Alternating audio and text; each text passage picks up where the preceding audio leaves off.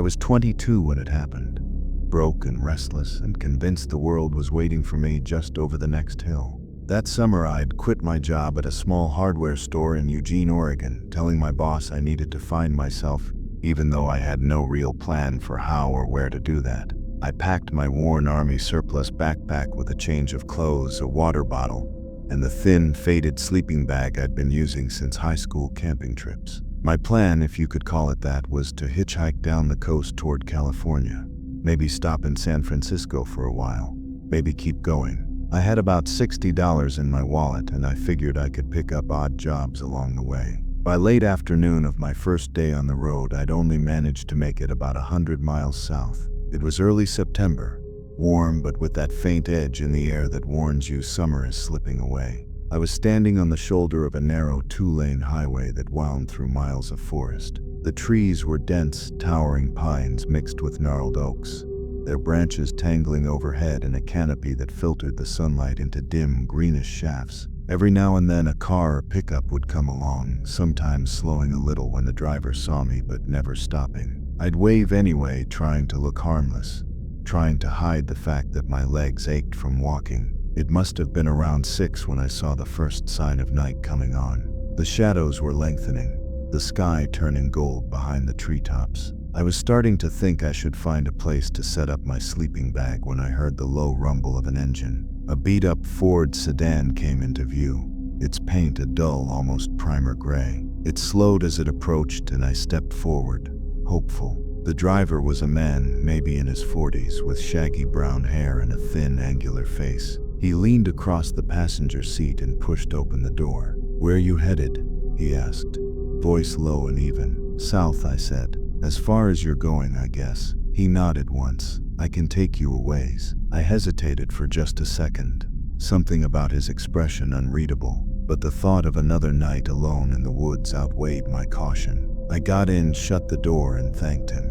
He didn't smile, just pulled back onto the road. We drove in silence for a while, the only sound the hum of the tires on the pavement and the occasional squeak from the suspension. The interior smelled faintly of stale cigarettes and something else, an earthy, almost metallic scent I couldn't place. I tried to start a conversation, asking where he was headed, but he just said down the road and let the words hang there. The forest outside the windows grew thicker, the trees leaning in like they were trying to listen. Every so often I'd spot a dirt track branching off into the undergrowth, unmarked and quickly swallowed by the shadows. My phone had no signal.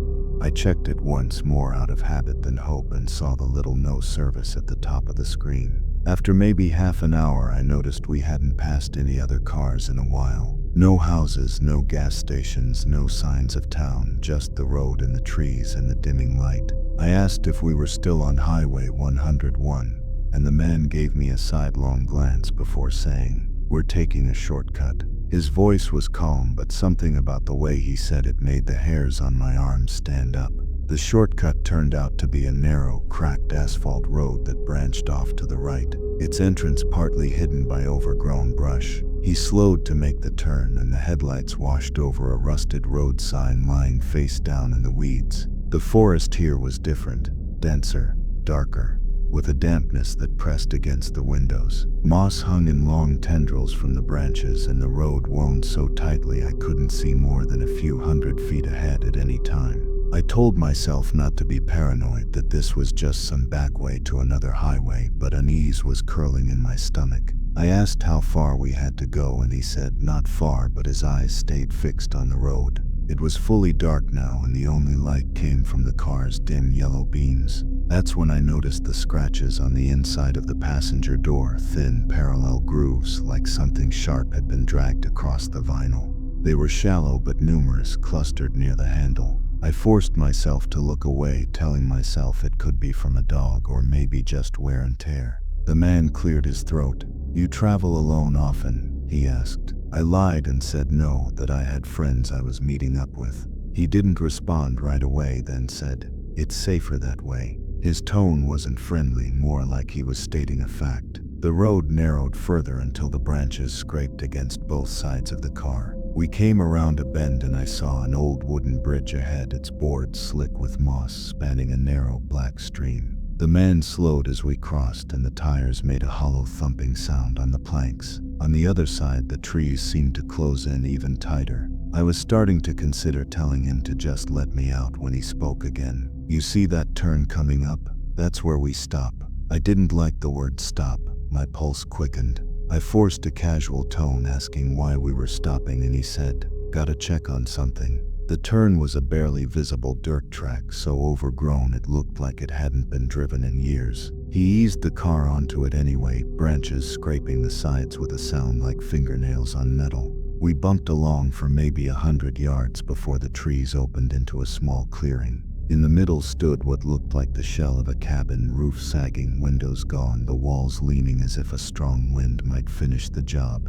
He cut the engine. The sudden quiet was almost a physical thing, heavy and pressing, broken only by the ticking of the cooling motor. I could hear my own breathing, faster than I wanted it to be. "Wait here," he said, opening his door. The dome light came on, and I saw that his hands were dirty, the fingernails rimmed in black. He stepped out and disappeared into the shadows at the edge of the clearing. For a few seconds I sat frozen, my mind screaming at me to get out. I told myself he might just be looking for firewood or checking something on the property. But then I thought about the scratches on the door, the unmarked road, the fact that no one knew where I was. I grabbed my backpack, eased the door open as quietly as I could, and slipped out. The night air was damp and smelled of wet leaves and something faintly sweet, almost rotten. I crept toward the opposite side of the clearing, keeping to the shadows. I just reached the tree line when I heard it, a low, rhythmic sound like something heavy being dragged over the ground.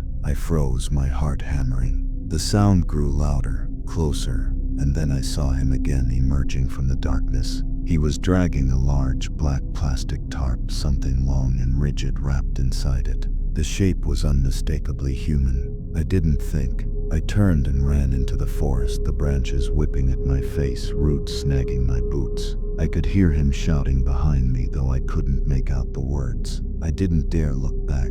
My only thought was to put as much distance as possible between us. The forest was a maze, and the darkness made it impossible to keep a straight path. At some point I tripped and went down hard, my knees slamming into a rock. I bit back a cry, forcing myself up, forcing myself forward. The shouts faded, replaced by the endless rustle of leaves and my own ragged breathing. I don't know how long I ran. Eventually I stumbled onto a gravel road, the moon breaking through the clouds just enough to show the pale strip winding away into the trees. I followed it, limping, until I saw the faint glow of headlights in the distance. I stepped into the middle of the road, waving my arms. The car slowed and stopped. It was an older couple, their expressions shifting from alarm to concern when they saw my state. I babbled something about needing help, about someone chasing me. They didn't ask questions, just let me in and drove me to the nearest town. When we got there, they insisted on taking me to the police. I told the officers everything, from the moment I got into the man's car to the moment I saw what was in that tarp. They sent a patrol out toward where I thought the clearing was, but the report I got later said they found nothing. No cabin, no clearing, no sign of anyone. For weeks after, I couldn't shake the feeling that he'd let me go on purpose, that maybe he'd enjoyed the chase. Even now, years later, I still dream about those trees closing in, about the sound of something heavy being dragged over the ground. And when I wake, I can still smell that faint metallic sweetness in the air. I've never been much of a storyteller, but whenever people talk about strange things they've seen late at night, I think about what happened to me in the winter of 2014. I was 22 at the time, broke, and living in a small town in northern Arizona.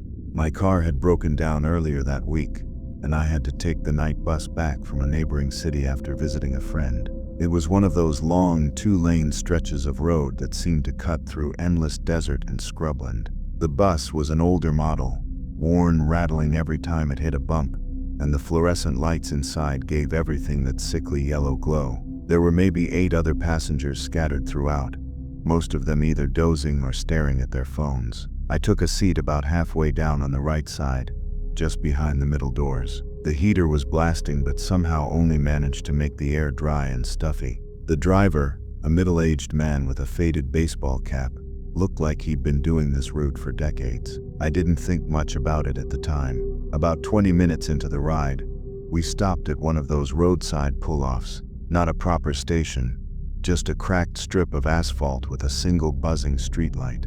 That's where he got on. He wasn't dressed for the cold. Thin gray slacks, a light button-up shirt that looked a little too big for him, and no jacket. He had pale skin, not the kind from being naturally fair, but that washed-out look you see in people who haven't been in the sun for a long time. His hair was neatly combed, but a little outdated, like something from the early 90s. He didn't have any luggage. He stepped onto the bus slowly, almost like he was unsure if he was supposed to be there. When he reached the driver, they just stared at each other for a second. No words. Then the driver nodded and motioned him through. The man walked down the aisle, his eyes flicking briefly to each passenger. When he looked at me, I felt off. Not threatened, exactly, but like I'd been singled out somehow. He took the seat directly across from me, not diagonally, right across. I gave him a polite half smile, the kind you give strangers you're forced to sit near, but he didn't respond. He just stared at the seat in front of him, hands folded neatly in his lap. The bus pulled back onto the highway. The hum of the engine and the swaying motion usually made me drowsy, but I couldn't seem to relax. Every so often, I'd glance at him. He didn't move, didn't check his phone, didn't fidget, didn't even look out the window, just sat there. Then I noticed something that made my stomach tighten. His breathing, or rather the lack of it. I know how that sounds, but when you're sitting directly across from someone for over an hour, you notice little things. His chest never rose or fell. The first real moment of unease came about 40 minutes later. We hit a patch of rough road, and the bus jolted hard enough to make everyone shift in their seats. I looked straight at him when it happened, and he was still sitting in that exact perfect posture. Didn't sway, didn't blink, like the movement of the bus hadn't touched him. I told myself I was being ridiculous. Maybe he was just one of those weirdly still people. Maybe he was sick. I tried to focus on the dark blur of the desert outside the window, but something kept pulling my attention back to him. And every time I looked, I'd catch him looking at me. Not directly, more like he'd turn his head the tiniest bit, as if to check whether I was still there. At one point I decided I was just going to confront it, maybe break the tension with small talk. I leaned slightly toward the aisle and said, "Long ride, huh?" He turned to look at me fully this time. His eyes were, I don't know how to describe them exactly, not glowing, not anything supernatural like that, but too dark, like there was no light catching in them at all. And then he smiled. It wasn't friendly, it was too slow, like he was trying to remember how to do it. "Yes," he said, his voice soft, but oddly formal. "A very long ride." I nodded and turned back toward the window, deciding that was enough conversation. My skin was prickling, and I couldn't shake the feeling that something about him was deeply wrong. About 10 minutes before my stop, the bus slowed for another roadside pull-off. The man stood up, no announcement, no gathering of belongings. He just rose to his feet and walked to the middle door. As he passed me, I noticed for the first time that his clothes were wrong. Not just outdated, but the fabric looked too stiff, too new, like they'd never been worn before. The bus hissed to a stop, the doors creaked open, and he stepped out into the darkness. There was nothing there, no car, no building, no other people, just empty desert. He didn't even look back. He just started walking into the scrub until the bus pulled away. I figured maybe he lived nearby. Maybe there was a house somewhere in the dark. But as we drove off, I couldn't stop staring out the window. In the glow of that lonely streetlight, I could still see him standing there, not walking anymore, just watching us leave. When I mentioned it to the driver as I got off, he gave me a strange look and said, "Nobody got off. Last stop before town was 20 miles back. I haven't taken the night bus since." I had been hitchhiking for nearly a week, making my way from New Mexico to Nevada with a backpack that seemed to get heavier with every passing mile. Most days I had no trouble catching a ride. Truckers, retirees in RVs, the occasional college kid looking for company. But that particular evening, I found myself standing on the side of an almost deserted stretch of highway in the middle of the desert, the sun slipping low behind the jagged outline of mountains, casting long shadows across the cracked asphalt. The road was dead quiet, the kind of silence that feels thicker than air. My water was almost gone, my phone had no service, and there hadn't been a vehicle in sight for the last 30 minutes.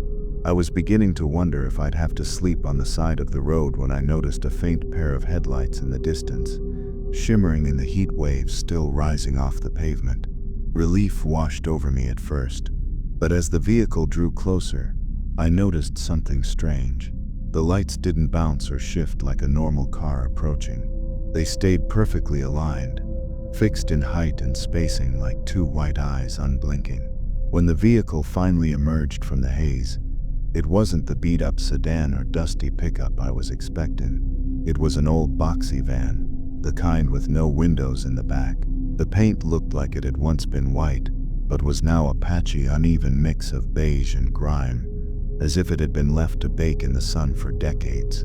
The van slowed as it neared me, tires crunching on the loose gravel at the roadside, and I could see the driver's silhouette behind the dusty windshield. He was motionless, hands gripping the steering wheel tightly. I waved half-heartedly, more out of habit than confidence, and the van rolled to a stop beside me. The window cranked down with a squeal, and the driver leaned over. He was a man in his 50s, maybe older, with leathery skin, deep lines across his forehead, and a scraggly beard that looked more like it had grown out of neglect than style. His eyes were small, dark, and hard to read in the fading light. "Where you headed?" he asked, in a gravelly voice. "North," I replied, keeping it vague. Anywhere past the next town would help. He stared at me for a few seconds too long, before giving a slow nod. "Hop in. I'm going that way."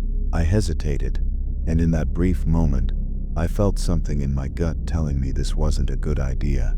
But the thought of walking through the desert in the dark with no water felt worse, so I convinced myself I was just being paranoid. I opened the passenger door and climbed in, setting my backpack between my feet. The air inside smelled stale and sour, like sweat and old gasoline, with a faint metallic tang underneath it that made my skin prickle. The van's interior was stripped down. No passenger side sun visor, no radio, just bare metal where the dashboard should have been, and the hum of the engine filling the silence. In the back, I caught a glimpse of something, a large dark tarp covering what looked like a pile of bulky shapes. I told myself it was just tools or camping gear, and forced my eyes forward. We drove for a while without speaking. The sun dipped lower, bleeding red and gold across the desert sky, and the road seemed endless. Every so often, I'd glance at the driver, but he kept his eyes fixed ahead, jaw clenched. When I tried to start a conversation, asking where he was coming from, he gave one-word answers, his voice flat. Something about him felt wound-tight, like he was forcing himself to stay calm. After about 20 minutes, I realized we hadn't passed another car since I'd gotten in. Not one. The emptiness was starting to feel unnatural. I glanced in the side mirror and froze. The road behind us was dark, except for two tiny pinpricks of light far in the distance. At first I thought it was another car, but they weren't moving closer or farther. They were just there, steady, like they were watching us. "Someone's behind us," I said, mostly to break the silence. The driver didn't even glance back. "Don't worry about them," he muttered. "They won't catch up." The way he said it made the hair on my arms stand up. My throat felt dry, and I suddenly wished I'd trusted my instincts back on the roadside. I shifted in my seat, subtly checking that the door handle worked. We drove on, the headlights ahead cutting through the darkness, the desert now an endless black expanse on either side. The pinpricks of light in the mirror never disappeared. In fact, I started to think there were more of them now, pairs of them, side by side, evenly spaced like eyes. My mind kept trying to rationalize it. Maybe it was a convoy of cars far behind us, but the thought didn't sit right. The driver finally broke the silence. "You're lucky I came along when I did," he said, His voice was softer now, almost thoughtful. "Not safe out here at night. People go missing." I forced a nod.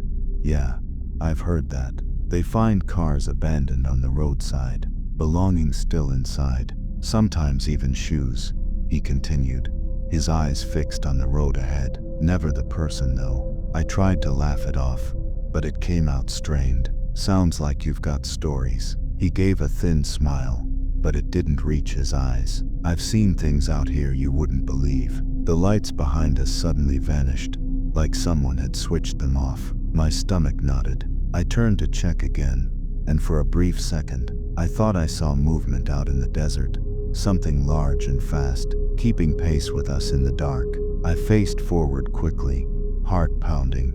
"How much farther to the next town?" I asked, my voice a little too loud. "Not far," he said after a pause, but he didn't speed up. If anything, he slowed down. That's when I noticed something else. There were no signs, no mile markers, nothing to indicate where we were. The only sound was the low growl of the engine and the faint rattle of something metal in the back. Then, without warning, the driver reached over and locked the passenger door. My hand twitched toward the handle, but I forced myself to stay still, not wanting to escalate whatever this was. He glanced at me, his eyes unreadable in the dim light. "Sometimes," he said, "the desert chooses who stays." My pulse roared in my ears. I looked ahead and saw a faint glow on the horizon. At first I thought it might be the lights of a town, but as we got closer, I realized it was something else entirely. Dozens of headlights, all pointed toward the road, unmoving. They were arranged in a perfect circle, far out in the sand, surrounding a dark, empty center. I had no idea how far away they were, but the sight made my skin crawl. The driver slowed to a crawl, staring toward the lights. "They're here," he whispered, almost reverently. I didn't wait to find out what he meant. I yanked up the lock, flung the door open, and jumped out, hitting the ground hard and rolling into the dirt. My shoulders screamed in pain, but adrenaline shoved it aside. I scrambled to my feet and ran off the road into the blackness of the desert, away from the van, away from those lights. I didn't look back, not even when I heard the engine rev and tires screech. I just kept running, the sand dragging at my boots, the night swallowing everything except my own ragged breathing. Eventually the sound of the van faded, but I couldn't shake the feeling that I was still being watched. Hours later, I stumbled onto a smaller service road and flagged down a passing trucker, who reluctantly agreed to take me to the next gas station. I didn't tell him the full story, just that my ride had gotten weird. But as we drove, I kept glancing out into the desert, half expecting to see those unmoving headlights again. I never did, but sometimes late at night, I'll wake up certain that I saw two tiny pinpricks of light in the darkness outside my window, perfectly aligned, unblinking, just watching. I remember the night clearly, even though it feels like a lifetime ago. I was hitchhiking back from a music festival on the outskirts of a small town in rural Oregon. The sky was dark, thick clouds blotting out the stars, and a cold wind had started to pick up as the last few cars disappeared down the highway. I'd been walking for hours, my thumb out, hoping for a ride before the temperature dropped any further. The road was deserted except for the occasional flicker of headlights far ahead, and the only sounds were the rustling of dry leaves and the distant hoot of an owl. It was past midnight when I finally saw headlights approaching in my rearview mirror. They were low and slow, the way you might expect if someone was driving cautiously on a narrow, winding road. As the vehicle got closer, I noticed it was an old, battered pickup truck, its faded red paint chipped and scratched, and the headlights casting long shadows through the trees lining the roadside.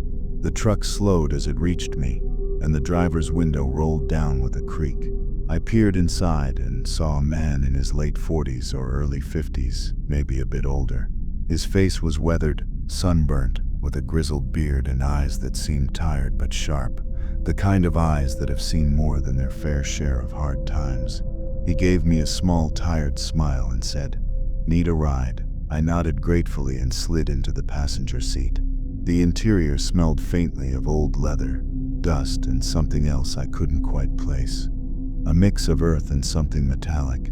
The truck rumbled back onto the road, and we drove off into the night. The man introduced himself as Jack. He didn't say much at first, just kept his eyes on the road ahead, occasionally glancing over at me with a kind of tired curiosity. I asked him where he was headed, but he gave me an evasive answer, something like, "Not far." I didn't press. The night was thick with silence and the soft hum of the engine, punctuated only by the crunch of tires on gravel. After a while, the road narrowed and twisted through dense forest, the trees closing in so tightly it felt like the sky had been swallowed. I noticed the way the headlights caught glimpses of gnarled branches and moss hanging from the trees, shadows that seemed to flicker and dance just beyond clear view. The air inside the truck grew colder, despite the heater being on, and I pulled my jacket tighter around me. Jack finally broke the silence. His voice was low and gravelly.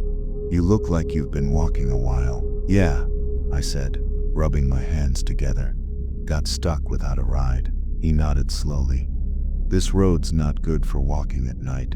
Too many things out here." He looked at me with a kind of seriousness that made me shiver. "What kind of things?" I asked, trying to keep my voice steady. He smiled, but it wasn't warm. It was more like a ghost of a smile, a tired acknowledgement. Things that don't like to be disturbed. The way he said it sent a chill through me, but I didn't know what to make of it.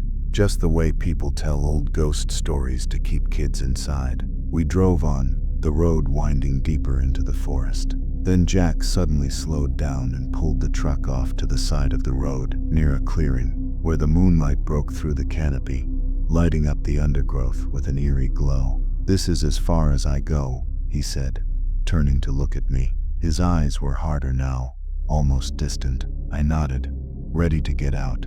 But then he said something I didn't expect. "Before you go, I want to tell you something. You're the first one who's seen me in 20 years. His words hung in the air between us. I stared at him, confused. "What do you mean?" He looked out the windshield, his face shadowed in the moonlight. "Most people don't see me anymore. Not after the accident." "What accident?" I asked. Jack turned back to me, eyes steady and calm. 20 years ago, this road swallowed me up. I was coming home from a late shift, just like you're coming from that festival. The truck skidded, went off the road, and, well, I never made it. I opened my mouth to say something, but the words caught in my throat. There was a strange weight to his presence, something unreal. "But here you are," he said quietly, riding along like any other night. "The thing is, I'm not supposed to be here." The cold in the truck deepened, and I felt a tight knot in my stomach. I wanted to believe he was joking, but the look in his eyes told me otherwise. Jack reached into his pocket and pulled out a small, worn photo. He handed it to me. It was faded and creased, but I could make out a younger version of him standing by an old truck, smiling. Behind him was the same stretch of road we'd just driven. I looked up, and Jack was already watching me with a faint, sad smile. "I don't know why you saw me tonight," he said, "but I'm grateful. Most just drive right past." I wanted to ask more, but the door was already opening. I stepped out onto the cold ground, the wind whipping through the trees. When I turned back, the truck was gone, vanished as if it had never been there.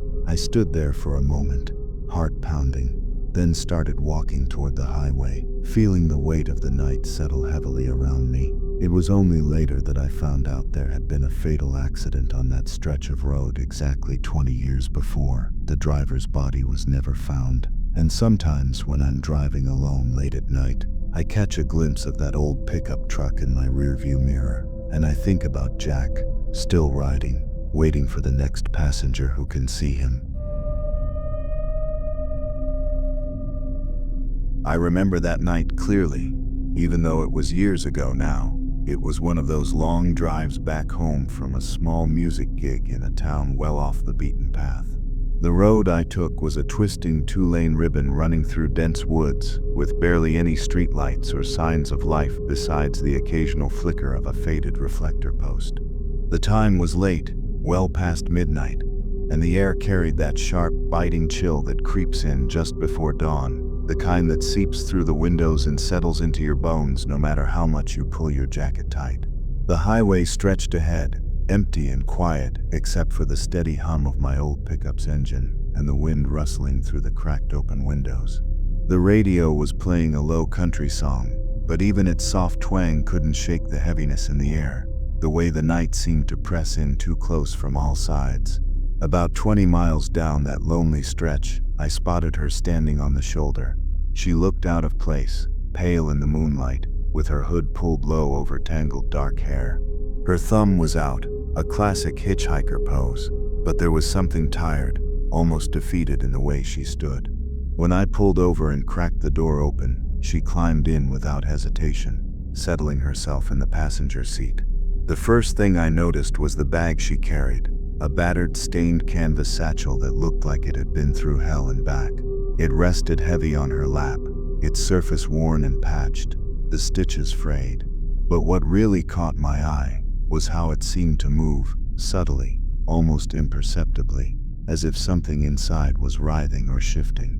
At first I thought it was my imagination, maybe the trick of moonlight, or my tired eyes. But when I glanced again, the bag twitched and rippled like something alive, sending a chill crawling up my spine. She caught my eyes, lingering there, and offered a faint, tired smile, but said nothing. The kind of smile that feels like she was waiting for me to ask, but hoping I wouldn't. I didn't want to make her uncomfortable, so I kept quiet and started the engine. The road curved between dense trees, their branches clawing at the sides of my truck like skeletal fingers reaching out from the darkness. The moon slipped behind clouds, casting everything into shadows so thick they felt like a physical weight. The radio hummed softly, but I barely noticed. What I did notice was the scratching, faint, almost inaudible, but definitely there. Something was moving inside that bag. Every now and then, a soft scraping noise echoed from the canvas, like tiny claws or teeth trying to get out. My hands tightened around the steering wheel, heart pounding. I cleared my throat and tried to make conversation. "Where are you headed?" She shrugged, still watching the road ahead. "Just down the road, not far." Her voice was soft, hollow almost, like she was used to whispering to keep herself calm. The bag shifted again, the fabric rippling in a way that was too deliberate to be random. I wanted to ask what was inside, but a strange warning held my tongue. There was something in her eyes, something restless, wild, and dangerous, that told me some questions were better left unasked. The road narrowed, the trees drawing closer until it felt like the forest was closing in on us. The temperature dropped, sharp and sudden, and my breath fogged the windshield. The scratching grew louder, more urgent, and I felt the weight of whatever was inside that bag pressing against the seat, desperate to escape. I pulled over at the next clearing, the headlights cutting through the fog that had started to seep between the trees. The night was so still it was almost suffocating. I stepped out to light a cigarette, trying to clear the cold fog from my mind. She stayed silent, watching the shadows with eyes that gleamed in the pale light. When I looked back at the truck, the bag twitched violently, the shape inside pressing hard against the canvas, struggling. My heart hammered. I could no longer ignore the feeling that I'd picked up more than just a tired hitchhiker. Something dark and ancient was riding shotgun, wrapped in that worn, moving bag. "Please," I said quietly, voice trembling. "What's inside?" She turned to me then, her pale face illuminated by the flickering cigarette flame. For a fleeting moment, I saw something break through the weariness in her eyes, an edge of desperation, of wildness, and then she whispered, something that shouldn't be disturbed. The rest of the ride blurred into a nightmare of shadows and silence. Every time I thought we were alone, the bag throbbed and scratched, alive with restless energy. The forest seemed to close tighter, the road endlessly twisting like a trap winding through the darkness. When we finally reached a rundown cabin buried deep in the pines, relief and dread tangled inside me. She opened the door and stepped into the cold night, without looking back. The bag stayed on the seat, still moving, still breathing. I didn't wait to see more. I drove away slowly, the scratching fading behind me. But the memory of that night, of that impossible living bag, never left. It haunts me, like something waiting just beneath the surface of the world, waiting for someone foolish enough to open it. And sometimes, when the wind howls through the trees, or the night grows too quiet, I swear I can still hear that scratching, soft, urgent, and terrible, just beyond the edge of hearing. I remember that summer night with a clarity I never expected to keep.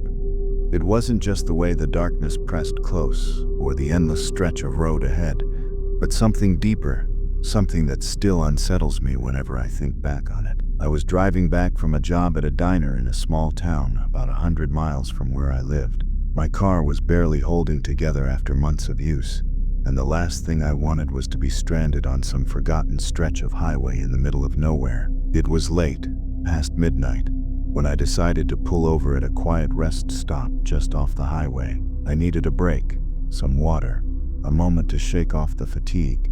The air was dry and still, the kind of stillness that made every small sound seem loud. The rustle of leaves, the distant cry of a coyote. That's when I saw him standing near the edge of the parking lot, under the faint yellow glow of a flickering streetlight. He looked out of place, like he didn't belong in that kind of night. Maybe it was the way he held the folded map in his hands, fingers gripping it tightly, or the worn jacket that looked too thin for the chill. I felt a sudden urge to stop, maybe out of habit, or maybe because something about his presence tugged at me. I pulled up and rolled down the window. "Need a ride?" I asked, trying to keep my voice steady despite the weird flutter in my chest. He looked up slowly. His eyes were dark and deep, unreadable in the dim light. He nodded once and slid into the passenger seat without hesitation. The smell of old paper and something faintly metallic clung to him. He unfolded the map carefully and handed it to me.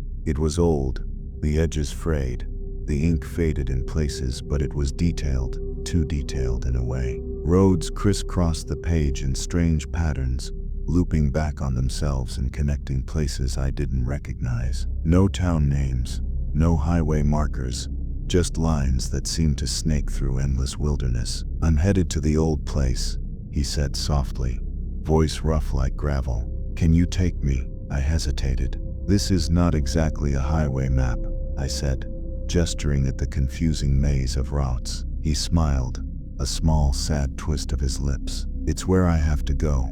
You'll see." I glanced around the dark parking lot one last time. There was no one else there, no cars, just the empty road stretching away into shadows. I locked the doors and started the engine, the tires crunching on gravel as I pulled back onto the road. We turned off the main highway onto a narrow dirt track. The headlights barely cut through the darkness, and I felt the trees close in, their branches scraping the roof like skeletal fingers. The air grew colder, and a faint fog started to roll in, softening the edges of the world. We drove for what felt like hours, but the map didn't seem to help. The roads twisted in impossible loops, leading us back past the same fallen tree, the same rusted-out signpost, the same patch of cracked earth again and again. I tried asking him if he was sure this was the right way, but he only nodded and said, "This is the path." I was exhausted and on edge. The silence between us grew heavier. Every now and then, I'd glance at him, but he never looked back at me. His eyes were fixed on the road ahead, or maybe somewhere beyond it. At one point, the radio sputtered and died, leaving the cabin in an eerie quiet. My breath fogged the cold glass, and I wiped it away, trying to shake off the growing sense of dread. Then I heard it, the footsteps, soft, deliberate, coming from the dense woods on both sides of the road. I stopped the car abruptly and swung the door open, heart pounding, to look into the black tangle of trees. Nothing, just shadows and silence. "Who's there?" I called, voice cracking. The only reply was the rustling of leaves and the distant howl of a coyote. I slammed the door shut and started driving again, faster this time, but the footsteps followed. I could almost feel them beside the car, matching my speed, moving in time with my own heartbeats. The man beside me finally spoke, voice low and distant. "They don't want us here." "Who?" I demanded, my hands gripping the wheel so hard my knuckles turned white. He didn't answer. The map suddenly slipped from his lap, unfolding on its own as if caught by a sudden breeze, even though the windows were closed.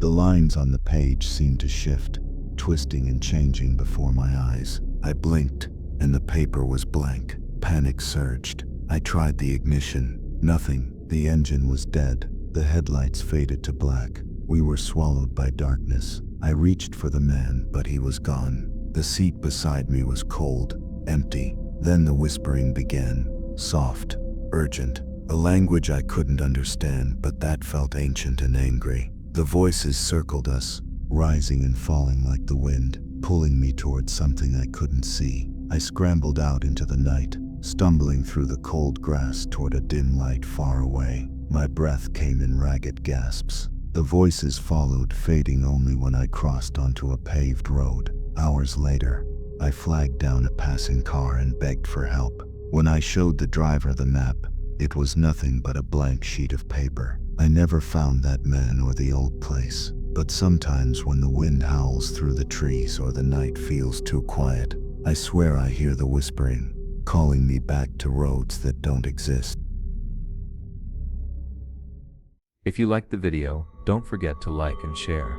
Subscribe to our YouTube channel for more videos like this.